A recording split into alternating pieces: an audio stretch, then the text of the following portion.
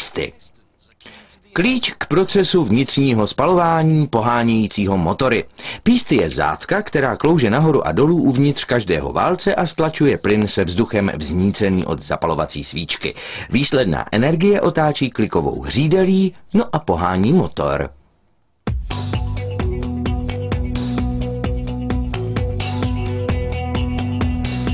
Tahle firma vyrábí 9000 různých druhů pístů. Pro všechny motory, od dirt bikeů až po auta. Píst se rodí jako 3 metry dlouhá hliníková tyč. Hliník je ideální kov, protože je lehký, odolný vůči rzi a snadno se řeže. Pilový kotouč nařeže tyče na špalíky. Jejich délka se může lišit podle nastavení podavače, který tyče posouvá v různých intervalech. Tenhle píst vyžaduje 7 cm špalíky. Továrna recykluje přebytečné hliníkové odřezky.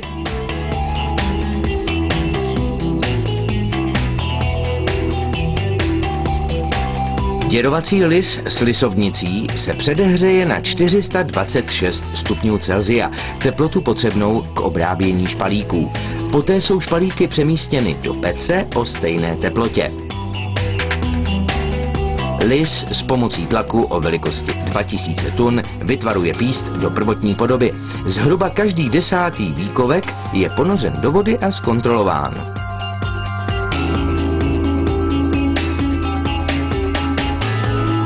Pro usnadnění lisování jsou špalíky před zahřátím ošetřeny mazivem.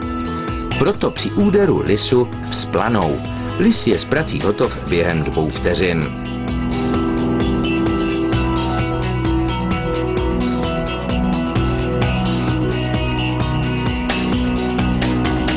Dělníci výkovky rozžhaví ještě 2krát.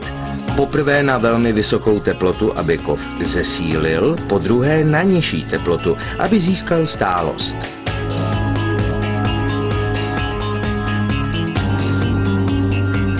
Poté jsou jednotlivé špalíky vloženy do soustruhu a správně vytvarovány pro další obráběcí stroje.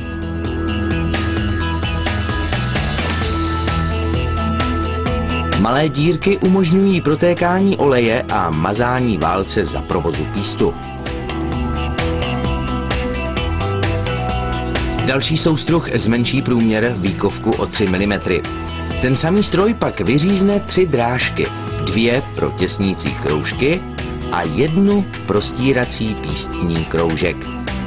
Kroužky pomáhají pístu klouzat a působí jako neprodyšný uzávěr. Tenhle otvor je pro pístní čep, který spojuje píst s ojnicí. Fréza poté seřízne kovový píst ze 2 stran až o 2 cm, aby se snížila jeho celková hmotnost. Bílá kapalina je mazivo chladící místo řezání.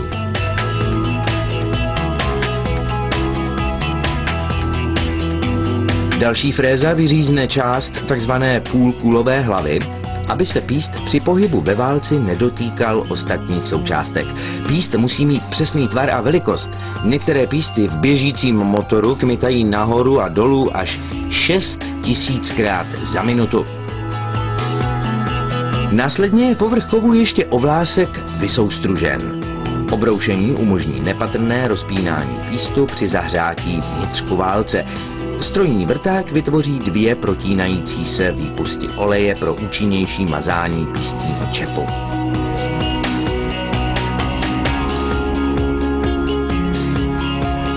Další stroj nyní vyryje výrobní údaje.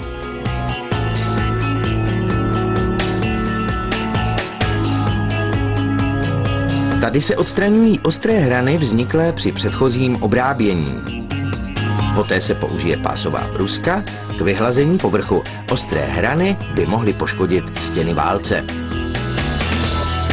Brázdička obrousí stěny svorníkového otvoru, aby pístní čep hladce zapadl dovnitř. Jakmile je broušení u konce, vysokotlaké trysky opláchnou písty horkou deionizovací vodou. Při čištění jsou odstraněny veškeré stopy po mazivu a oleji. Po vysušení stříkací pistolí jsou písty připraveny běhat nahoru a dolů.